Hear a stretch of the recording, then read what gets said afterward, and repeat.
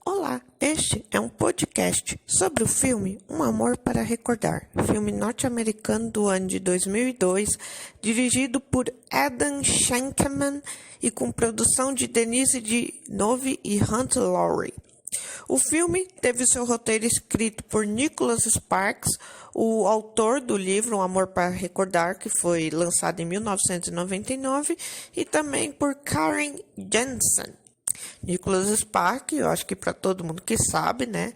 Ele é muito conhecido por várias histórias românticas, por vários livros do gênero romance e suas adaptações cinematográficas. Por exemplo, Um Amor para Recordar, que é a história desse podcast, né? Falar sobre esse filme desse podcast, obviamente.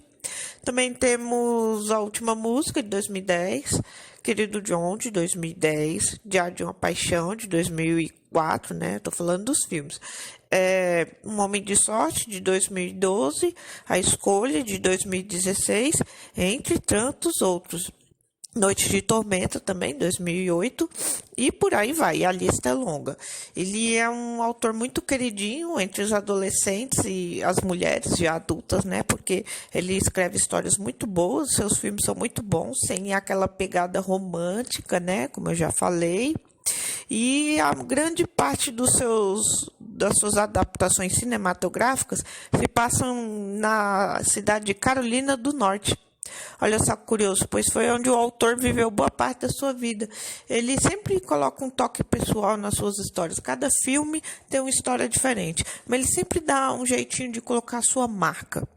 E eu, agora voltando para Um Amor para Recordar, eu já tinha comentado no podcast de 50 Tons de Cinza, inclusive, sobre esse clichê da menina bobinha e pacata que se apaixona pelo cara bonitão que todo mundo quer, mas que ele não quer ninguém, que tá cagando para todo mundo. É aquele tipo de cara que se alimenta do seu próprio ego, que ele para si mesmo se basta, que na opinião dele não tem nenhuma mulher que chega aos pés dele. Aqui é o que acontece, esse clássico clichê do cara bonitão que não quer ninguém, da mocinha bocoque. Você pensa assim que eles nunca vão ficar juntos, porque aparentemente vivem em dois universos diferentes, mas que por alguma magia do destino esses universos acabam se entrelaçando. Esse clichê é visto em Um Amor para Recordar, que é o filme desse podcast, como já falei. 50 Tons de Cinza, eu já comentei. Crepúsculo também, que já é que foi servido de base para 50 tons, né? Eu até hoje não entendi como é que eles pegam uma história mediana para fazer uma história ruim, depois ainda pior, que já é ruim com 365 dias, mas isso aí é outra história. Também tem o Dirty Days, que eu já comentei que em breve pretendo fazer um podcast sobre esse filme, enfim. São clichês que que é o mesmo clichê, você pode perceber desses filmes que eu comentei, é o mesmo clichê, só que ele vai sofrendo alterações conforme o tempo. Pois até em Dirty Days e Um Amor para Recordar, esse clichê da menina mocinha do cara bonitão, que todo mundo quer, é uma coisa mais romântica, é uma coisa assim aceitável, porque é uma coisa que no fundo você percebe que é a menina dependendo do cara, e se o cara ela não é porra nenhuma. É aquela coisa toda que eu já falei. Mas são filmes que ainda era aceitável. Mas aí Crepúsculo, que já é de 2008, já deixa de ser um pouco aceitável, porque a mente da população já está um pouco evoluída. Tipo, a Bella é muito escrota, porque ela depende do Edward para tudo. Sem ele, ela não é nada. Tipo, as pessoas já estavam com a mente mais elucidada, já estavam mais evoluída. Aí quando chegou 50 Tons de Cinza, que foi lançado assim, bem na época em que o feminismo está em alto, o empoderamento feminino, escracharam esse filme e pisaram com louvor 50 Tons de Cinza, porque ali ainda é pior do que Crepúsculo. E 365 dias eu nem vou me dar o trabalho de comentar, porque é simplesmente o 11 de setembro do cinema, não tem nem o que discutir. Eu acho que só esse meu comentário já vale por qualquer crítica que eu poderia fazer a esse filme. Mas enfim, vamos voltar a Um Amor para Recordar. Eu tô falando da questão do clichê. E esse filme é bem conhecido também por esse clichê, mas esse clichê não estraga o filme, porque o filme tem uma história muito bonitinha, não é no mau sentido, é bonitinho assim, bem romântica assim, e ele nos passa algumas lições de vida, né, principalmente em relação à personagem da Mandy Moore, que é a Jamie Sullivan, que é a protagonista do filme. Na verdade, esse filme é o mesmo caso de Titanic. O casal protagonista, né, que é o Lando Carter, interpretado pelo Shane West, e a Mandy Moore, interpretada pela Jamie Sullivan, é o casal protagonista. Mas quem é o verdadeiro protagonista da história, assim, é aquele ao que nós conhecemos a história, é o Lando. Inclusive, o livro, ele é escrito... A gente lê o livro através dos olhos do Lando, o mesmo tipo Crepúsculo, que a gente conhece a história através dos olhos da Bella, narrada como a Bella contando. Aqui, a história é narrada com o Lando contando. Então, tipo, apesar de ter o casal protagonista, ele é o verdadeiro protagonista, assim, porque ele é o contador da história. Que é que nem eu falei em Titanic, que apesar do Jack e a Rose serem o casal protagonista, mas a verdadeira protagonista, assim, a que mostra a história, que apresenta a história para o telespectador, é a Rose. Mas eu já falei sobre esse podcast, sobre esse filme, Titanic, no podcast Titanic, obviamente. Depois vão lá conferir, tá um pouco longo, mas tá muito bom. Um dos melhores filmes de todos os tempos. E um dos melhores filmes românticos, assim como o Amor para Recordar, né, que está na lista de um dos melhores filmes românticos de todos os tempos e um dos mais emocionantes, porque ele tem vários momentos bastante emocionantes. A parte final do filme é simplesmente sensacional. Mas vamos voltar aqui para a parte técnica do filme. O filme O Amor para Recordar teve distribuição da Warner Bros. Pictures. Seu lançamento se deu no dia 25 de janeiro de 2002 nos cinemas norte-americanos, mas só chegou no Brasil um ano depois, mais de um ano depois, no dia 7 de fevereiro de 2003, aqui nos cinemas brasileiros. Ou seja, era uma época que os filmes eles demoravam para chegar aqui no Brasil, né? Hoje em dia não, às vezes o filme chega antes aqui do que lá, nos Estados Unidos. Olha só que loucura. O que aconteceu com Aves de Rapina, que foi lançado aqui no Brasil um dia antes do lançamento nos Estados Unidos. Olha só que loucura. E o orçamento de Um Amor para Recordar foi de 11 milhões de dólares, com uma bilheteria de 47 milhões de dólares. Uma bilheteria tímida, o filme não teve prejuízo, mas também não teve um lucro gigantesco.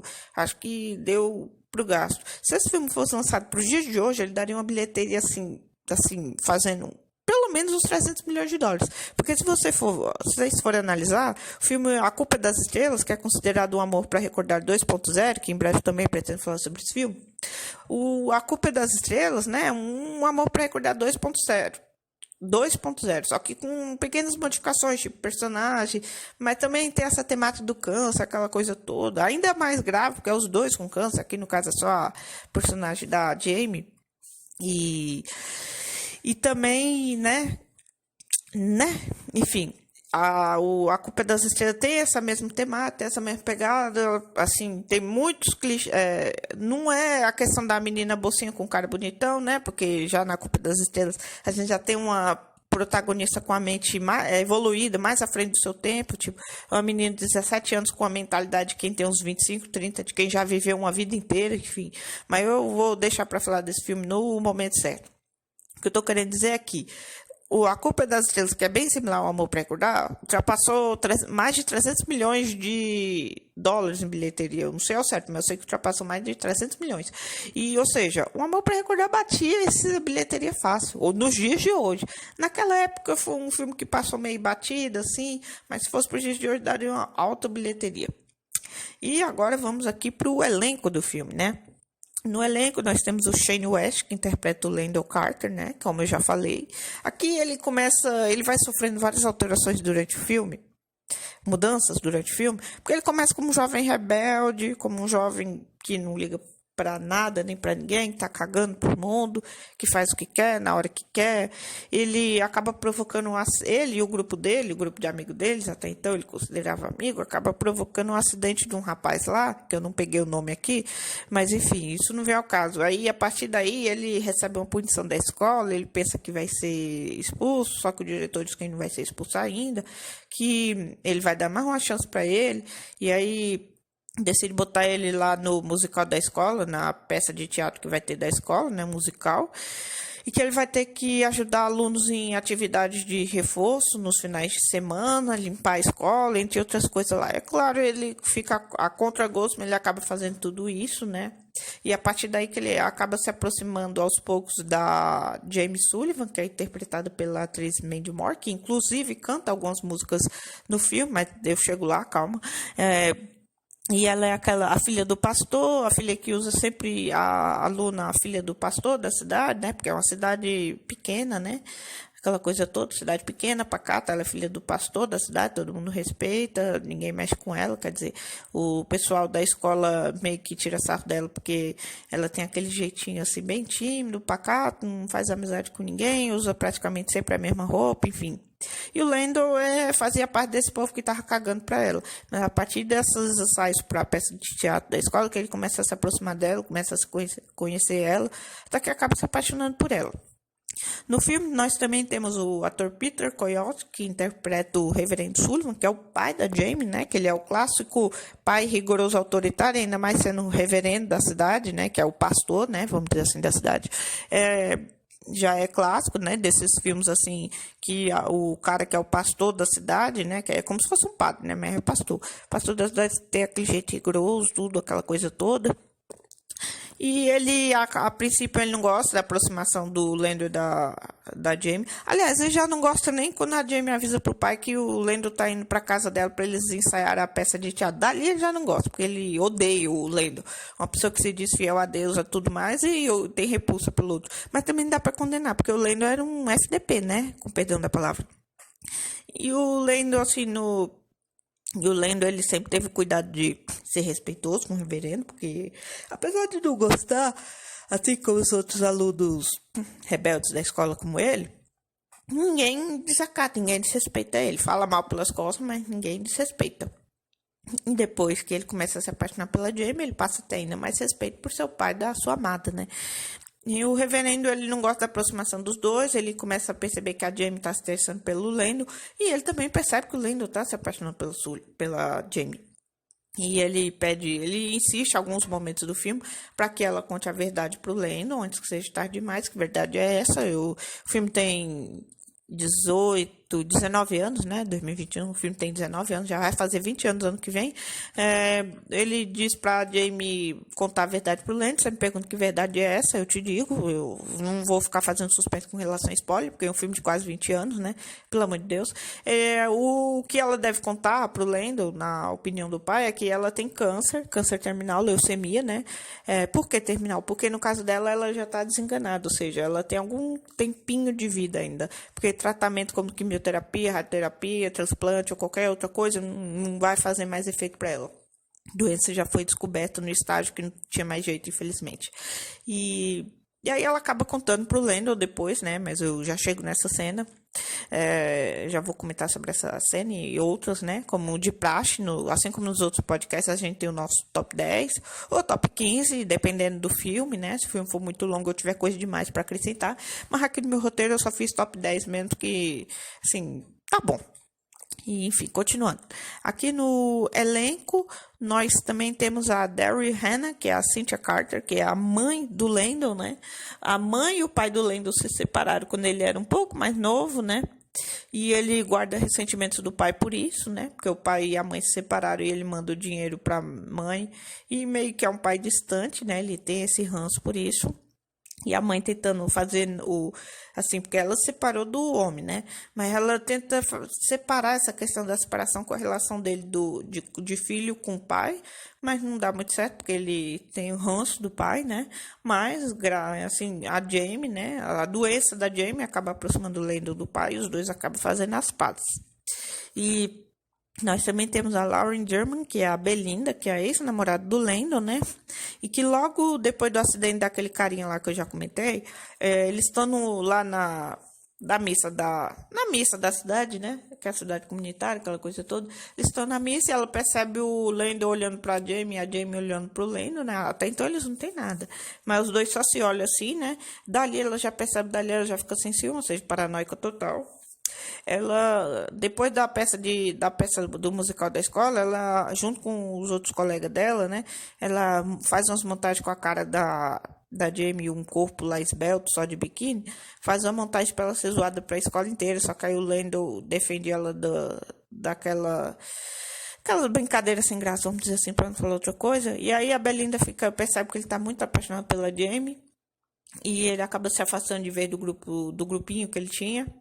Com exceção do Eric, amigo dele, interpretado pelo Al Thompson, que é o amigo moreno dele, negro.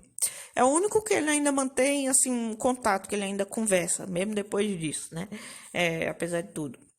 E ele diz, e ele tenta dar o toque, ele ainda canta essa bola pro Landon. Você tá se apaixonando por essa garota, que é a Jamie. Ele diz, não, tô não, mas aí ele acaba percebendo que tá, né? Mas o Eric, ele em nenhum momento, assim, ele é cruel com a Jamie e nem com o Landon, né? Porque os outros pessoal do outro grupo bem que acaba se afastando do Landon, né? Ele inclusive dá um soco num cara lá, né? Porque o cara fica tirando sarro da foto da montagem sem graça da Jamie, né? E, enfim. Mas o Eric é o único amigo de verdade dele, vamos dizer assim. Também é o único que depois que o Landon e a Jamie, eles meio que brigam, né? Por culpa do Landon, porque ela vai cumprimentar ele no corredor da escola e dá um passo fora nela, e ela decide não ajudar mais ele nos ensaios da peça de teatro. Aí ele pede ajuda pro Eric, e o Eric, com aquele jeito dele bem engraçado, né? Porque ele é bem carismático. Aí ele tenta ajudar, mas também não dá muito certo, enfim. E no filme nós também temos o David Lee Smith, que é o Dr. Carter, que é o pai do Landon, perdão, do Landon. Ele, a princípio, a gente sente ele como um pai que quer se aproximar do filho, mas não consegue porque o filho não dá essa abertura para os dois se aproximarem, né? E aí eles só se entendem mesmo lá no final do filme, que nem eu falei, quando porque a Jamie passa mal, vai parar no hospital. E o pai do Landon paga pra Jamie um tratamento para ela fazer em casa. E aí o pai da Jamie, o reverendo, ele diz pro Landon agradecer pro pai dele, porque a Jamie vai fazer o tratamento, tratamento paliativo, só para cuidar dos sintomas, porque a doença dela não tem mais jeito. Que o tratamento paliativo dela vai ser feito em casa. Aí o Landon fica muito emocionado com o pai, vai até a casa do pai, os dois ficam se olhando e começam a chorar, e os dois acabam se abraçando. Dali dá para entender que ele e o pai fizeram as pazes, né? É uma cena também muito comovente. E agora vamos aqui para o nosso top 10 de melhores cenas do filme Um Amor para Recordar. Em 10º lugar, eu fico com a cena em que o Landon e a Jamie se casam, ou seja, lá no finalzinho do filme, né? Porque a Jamie, ela tinha uma lista de vários desejos. Em primeiro lugar era se casar na igreja que a mãe e o pai dela se casaram. Tinha aí a segunda e a terceira opção, não me lembro direito qual era a ordem exata, mas eu sei que uma era fazer uma tatuagem no braço, que o Landon acaba colando no braço. Sabe aquelas tatuagens de chiclete que você cola assim? Então ele acaba colando no braço dela, né? Tatuagem, tipo, parecendo aquelas de chiclete de reno. Aí cola no braço dela assim. E a outra ela tá em 2 lugares ao mesmo tempo. Eles vão para a fronteira da cidade, tem uma linha dividindo uma parte e o outro. Ele diz para ela colocar uma perna em cada lado. Aí ele diz, viu, agora você tá em 2 lugares ao mesmo tempo. E assim, é quando eles já estão namorando, já estão saindo junto, aquela coisa toda. E porque vocês percebem, ele está realizando os desejos que ela disse que tinha numa lista que ela fez. E o primeiro lugar, ela diz só mais perto do fim, que era se casar na igreja em que o pai e a mãe dela se casaram. E aí, lá pro final do filme, ele pede ela em casamento, ela aceita e os dois se casam. Depois dessa cena, passa, assim, a câmera vai pro céu, assim, né? E passa o Landon narrando que eles tiveram momentos muito felizes como casal, mas que no verão seguinte a Jamie acabou falecendo em decorrência da leucemia dela. Enfim, é um momento, assim, bonito e triste ao mesmo tempo, né? Mas, enfim, esses filmes, assim, com essa temática, já é meio de se esperar que alguém morra no final. Como dizem por aí, já é de se esperar que alguém se dane no final. Com perdão da palavra. Agora vamos para a 9ª cena, que é a cena em que a Jamie e o Landon se encontram às escondidas, porque o reverendo está de olho neles. E a Jamie e o Landon, eles se encontram porque ela está montando uma espécie de telescópio para ver um cometa. E aí ela sempre vai para um jardim, para um lugar lá meio distante. Inclusive o Landon, tem uma parte do filme que ele tá dirigindo de carro na estrada, assim, ele vê ela entrando num cemitério. Só que ela não tá indo rezar por ninguém, ela tá indo lá para poder montar esse telescópio, para poder ver um cometa que vai passar, que é muito raro. Ainda mais ela que tá perto de morrer, vamos dizer assim, ela quer ver logo antes de morrer. É um dos desejos dela também, ver esse cometa. E ela está construindo esse telescópio há muito tempo. Eu acho que é desde que ela era criança. Porque já tinha uma previsão para quando esse telescópio ia passar. Então, como ela ainda estava viva, ainda dava tempo de ver. Esse telescópio demora, dá um trabalho danado. E o Landon começa, conforme o Landon vai se aproximando dela e depois eles começam a namorar, ele decide ajudar ela nesse telescópio. Aí eles se encontram às escondidas, né, pra ir montando, conversando, né, tem vários momentos românticos. Aí ela depois fica doente, como ela tá muito doente, tem uma parte do filme que ela fica muito doente. Aí ele e o pai dele, e até o outro amigo, até aquele outro lá que ele deu um soco, começam a ajudar no telescópio para ficar pronto a tempo. É só curioso. Lá perto do final do filme, o Landon, ele faz as pazes com todo mundo que zoou ela, porque a essa altura do campeonato todo mundo descobre da doença dela, né? E o povo é ruim, mas não é ruim ao ponto de desdenhar, né? De uma doença tão grave. E aí é isso. Essa é a minha nona cena, que eles começam a se encontrar para poder montar o telescópio, né? Eles vão de jardim e tudo. Combina de ver o pôr do sol. Ele diz que registrou uma estrela do céu com o nome dela. Uma coisa assim, né? Ela fica muito emocionada. Enfim, é uma sequência muito bonita. Em oitavo lugar, eu fico com a cena em que o Landon e o seu grupo provocam um acidente de um aluno, né? Que quer entrar no grupo deles. Isso é logo no início do filme, né? O garoto, ele tem que pular de um, não sei, tem tipo um trampolim, ele tem que pular de não sei quantos metros de altura de um lugar lá que é meio fechado. Ele faz isso, só que ele acaba batendo a cabeça numa pedra e desmaia. Todo mundo sai correndo e o Landon é o único que ainda se preocupa em tirar ele da água. Só que aí do que ele tira ele da água, o carro da polícia está se aproximando porque o proprietário do local chamou a polícia, porque viu o grupo de arruaceiro, né? Porque é isso que eles são, um grupo de arruaceiro. O Landon sai correndo com o carro, mas não adianta, porque ele é pego pela polícia, ou seja, ninguém se preocupou com o Landon, né? Você vê nessas horas, ninguém tem amigo. E aí que o Landon é pego pela polícia e ele acaba, né, tendo que pagar o pato fazendo aquelas coisas lá que eu já falei que o diretor obriga ele a fazer. Eu já falei isso no início do podcast.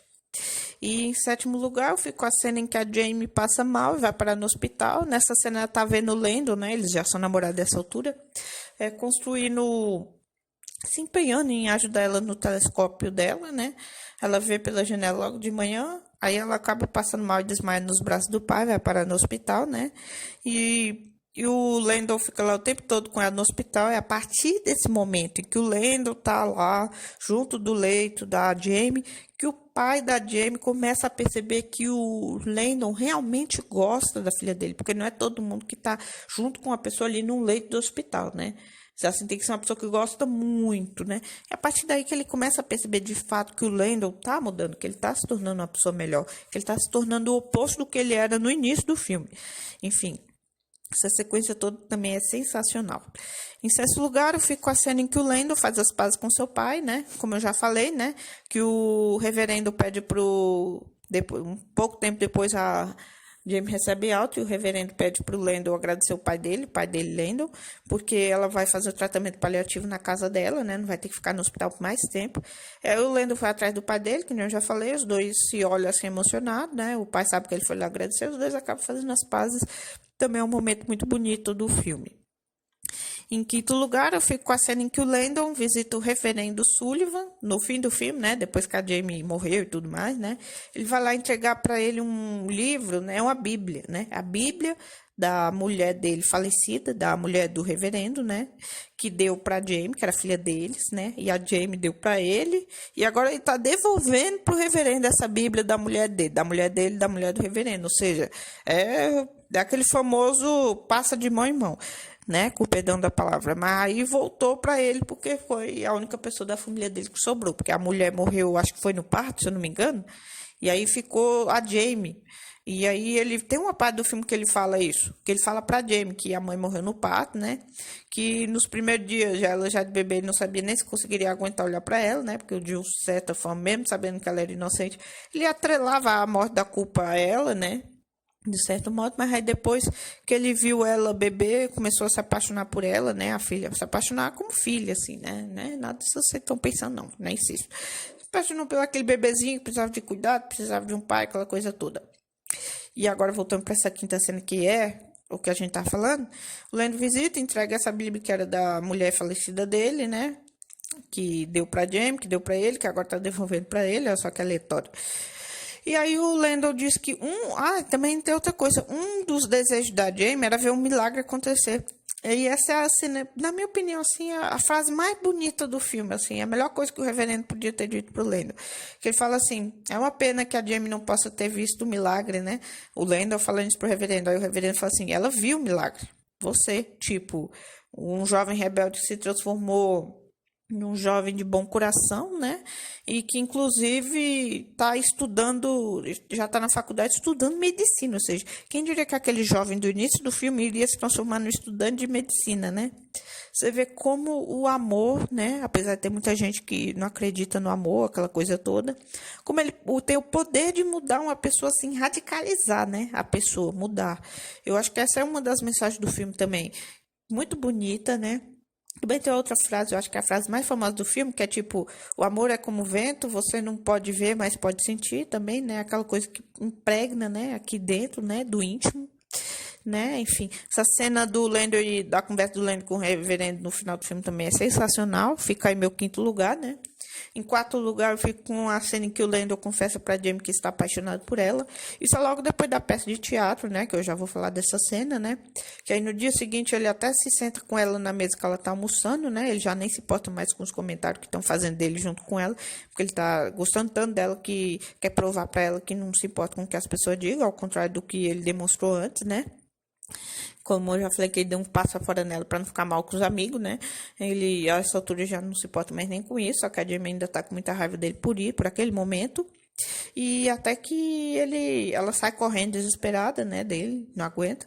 Aí ele fala pra ela que sabe que ela também gosta dele, que ela se esconde naquela roupa que ela usa para não mostrar quem realmente é, aquela coisa toda. E que ela tá se escondendo naquelas roupas dela, aquela coisa toda, né? Aí ela sai mais furiosa com ele ainda, né? Apesar do que ele tá falando de certa forma, a gente sabe que é verdade. Mas enfim, essa cena também é sensacional, né? E fica aí como minha quarta melhor cena. Agora vamos para o nosso top 3 de melhores cenas do filme Um Amor para Recordar. Esse filme, assim, queridinho, um dos melhores filmes de todos os tempos. Eu sinto falta dele passando na TV e tudo mais, né? Mas, graças a Deus, hoje a gente tem stream, tem torrent para baixar, DVD para comprar. Hoje a gente tem várias formas sem precisar depender da televisão. Até porque, pelo amor de Deus, né, gente? Filme que passa na televisão, eles cortam 60% do filme, mostram as coisas que não tem nada a ver, enfim. Vamos voltar aqui para o nosso top 3 de melhores cenas. Em terceiro lugar, eu fico com a cena em que o Landon defende a Jamie de seus colegas de escola. Já falei dessa cena, né? Que eles fazem uma montagem lá com a cara e o corpo de outra pessoa, né? Pra zoar ela, né? Inclusive, aquela ex-namorada do Landon, né? Tem um ranço enorme. Tem ódio, né? Não tem nem ranço, tem ódio. Da Jamie. Chama ela como quem quer chamar para almoçar, acaba mostrando a foto para ela ser humilhada perante a escola toda, todo mundo rindo da cara dela, né, coitada. E até que o Lando aparece, vê a foto, né, briga com o pessoal lá, dá um soco no outro e leva a Jamie embora dali, né, daquele povo todo. É a partir daí que ela começa a perceber que ele gosta dela, que porque ele até defendeu ela, todo mundo deu um soco no outro, né, ela quase saiu chorando, mas o Lando pediu para esperar para dar o soco no outro, né, defender ela e depois os dois ir embora, né. A partir daí que os dois começam a se aproximar, né? Ele pede permissão pro pai dela para eles jantar junto, né? A princípio ele reluta, mas o Lando insiste, né? E aí o pai acaba aceitando, né? Enfim, aí a partir daí que os dois viram casados, namorados. Mas enfim, essa cena que o Lando defende a Jamie também é uma das melhores cenas do filme. Ela não é à toa que tá no nosso terceiro lugar. Porque em segundo lugar tá a cena em que a Jamie confessa pro Lando que está com leucemia. Eu acho que é um dos momentos mais aguardados do filme. E eu até posso dizer assim, pra época, não hoje em dia, porque todo mundo já conhece a história. Mas assim, pra época foi meio que um plot twist, porque ninguém tava esperando que ela tava com câncer terminal. Ninguém tava esperando que ela acabasse, que ela tivesse aquele jeito dela, baseado nisso, porque ela mesma fala nessa confissão que ela tá fazendo pro Lando, que ela não precisa de motivos para ter raiva de Deus, porque tipo, outra pessoa, por ter câncer, estaria com raiva de Deus, que ela não precisa de motivo para isso, né? Ou seja, o pai, ele... E o pai também, desesperado, porque ela tem aquele jeito dela, porque ela quer fazer o bem para todo mundo, né? Aquela coisa toda, né? E ela faz um discurso assim bem emocionante, né? E o Landon chorando, desesperado, a princípio ele não acredita, né? Mas aí depois, conforme ela vai detalhando, né? Como foi descoberta a doença e tudo mais, aí ele entra em desespero, né? E aí ela sai correndo, chorando, né? Ela acaba, conforme ela vai percebendo que o Lando está muito apaixonado por ela, que ele está pretendendo fazer planos para o futuro junto com ela, aí ela decide contar para ele, mandar real, né? que ela não tem muito tempo de vida, né? Essa parte da confissão do filme é um dos momentos mais emocionantes e tristes do filme, né? Junto com a parte final do filme, que eu já comentei. E essa é a minha segunda melhor cena, porque, em primeiro lugar, eu acho que não só na minha opinião, mas na opinião de muita gente, em primeiro lugar, a melhor cena do filme é a cena em que o Landon e a Jamie participam no musical da escola, que é aquela peça, né? Que ela, inclusive, canta a música Only Hope, a Mandy Moore, né? Que é a Jamie. Canta Only Hope, eles encenam, e depois que ela termina de cantar a música, ele dá um beijo nela, perante a escola, perante o pai, perante o diretor, perante todo mundo. A princípio, muita gente pensa que fazia parte da peça, aquele beijo, tanto é que o pai nem cria caso, nem nada.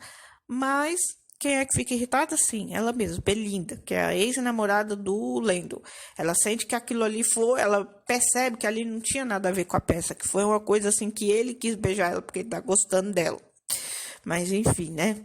E aí, a partir daí que ela decide fazer aquela vingança com aquela montagem que eu acho que eu já falei umas 3 vezes aqui, não vou ficar me estendendo. E assim, e é um filme e tem várias outras cenas, né? Mas assim, essas pra mim foram as melhores cenas do filme. E é um filme assim que tá no meu coração até hoje, eu acho que de muitas pessoas. Quando se fala de filmes românticos, é Titanic e Um Amor para Recordar na cabeça. Aí depois é que vem os outros, né? Porque são filmes assim que já são a marca registrada do gênero romance, O Amor para Recordar e Titanic. Aí depois vem o resto. Agora vamos aqui rapidamente para as curiosidades do filme Um Amor para Recordar. O filme, para quem não sabe, foi filmado uma cena em que o Landon canta para Jamie a música Only Hope, que é aquela que ela cantou na peça de teatro, quando ela estava no hospital doente. Só que a cena acabou sendo retirada porque foi considerada depressiva demais. Ou seja, se os outros momentos são tristes demais, imagine, ia ter mais um momento triste. Mas, assim, eu gostaria de ter tido essa cena, porque eu acho que também ia ficar muito boa, apesar de ser um pouco triste. Mas, enfim, né? Mas já é da demanda do filme ter momentos tristes. Até porque a personagem tem câncer, né? Você quer coisa mais triste do que isso? Você não vê A Culpa das Estrelas? Os dois têm câncer. Tem vários momentos felizes, mas da metade pro fim do filme aí começa a tragédia do filme. É igual Titanic. A primeira parte é boa. A segunda também, mas a segunda já é focando na desgraça mesmo. Mas isso daí é outra história. Já falei de Titanic, A Culpa das Estrelas vai ter o seu momento ainda, enfim. Vamos voltar aqui para as curiosidades de Um Amor para Recordar. Para quem não sabe, a atriz Mandy Moore era menor de idade na época, e para obedecer o estatuto da criança e do adolescente lá dos Estados Unidos, vamos dizer assim, ela só podia trabalhar 10 horas por dia. Mas ainda assim o filme foi rodado em aproximadamente 40 dias, ou seja, apesar de ela gravar 10 horas de filme por dia, em 1 mês e 10 dias foi gravado o filme todo, né? Você vê, na maioria dos filmes leva mais de 1 ano para ser rodado. Esse daí levou 1 mês aproximadamente, enfim. E para quem não sabe, o ator Shane West se apaixonou pelo carro de Landon, né? O carro que o Landon tem lá no começo do filme, né? Do acidente, tudo, que ele sai correndo da polícia, era o carro do Landon. O ator acabou comprando aquele carro pelo valor de $5.000. Imagina, o carro de $5.000 hoje em dia, um jegue, funciona melhor, porque um carro de 5 mil, pelo amor de Deus, né? Mas enfim, se bem que $5.000 ou na atual conversão da moeda dá mais de R$ 25.000, né? É um carro considerável, assim, um carro básico, é só para andar, não tem nada demais, mas enfim. Para quem não sabe também, no romance, que é o livro, né? A Jamie é descrita como loira, aqui ela é morena, tem um cabelo castanho. A produção do filme foi filmada da Carolina do Norte, né? Que nem eu já falei, que a grande maioria dos filmes de Nicholas Sparks é rodada na Carolina do Norte. E o filme teve várias locações iguais às de Dawson's Creek, série de sucesso da época que também foi sediada lá. Olha só, curiosidade. E para quem não sabe, a atriz Mandy Moore e o ator Shane West ficaram amigos de verdade. E ele, inclusive, até apareceu na cerimônia em que ela ganhou estrela na Calçada da Fama em 2019. E o diretor do filme, Adam Shankman, também esteve lá. Olha só que legal, né? Todo mundo ficou amigo, aquela coisa toda, né? Eles não chegaram a namorar. Muita gente queria que namorasse por conta do hype do filme, aquela coisa toda, né? Mas isso não aconteceu. O mesmo aconteceu com o Dakota Johnson, Demi Dordan, com a Shailene Woodley e o Ansel Elgort, né? Que casais de A Culpa das Estrelas, 50 Tons de Cinza. Simultaneamente, todo mundo queria que esse pessoal aí namorasse.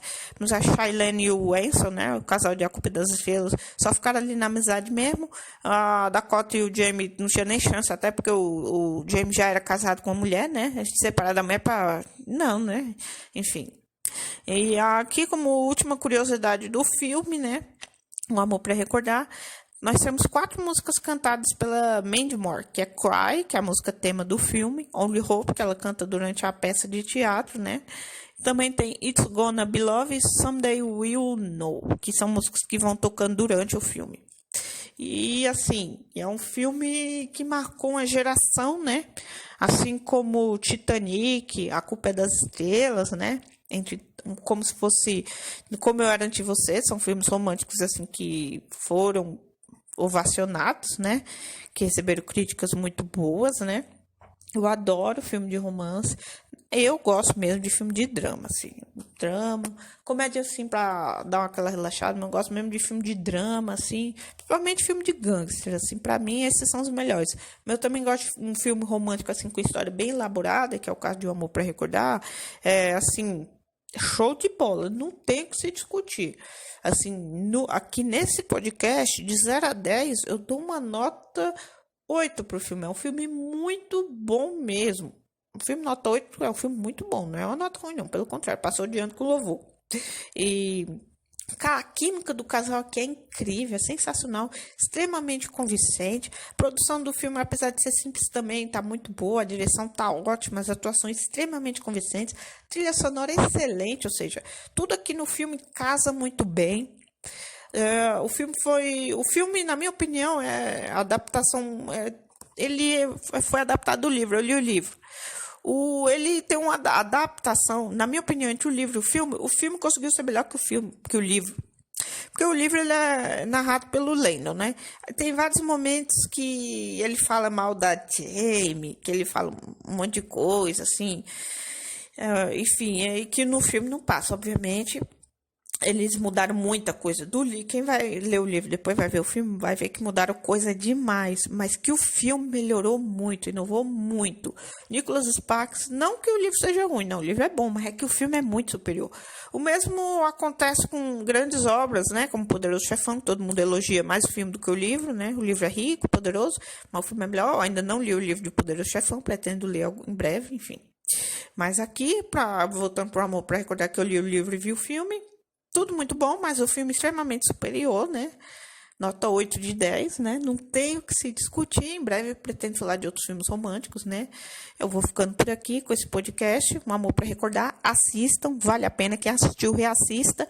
E é isso aí. Fico por aqui. Beijos.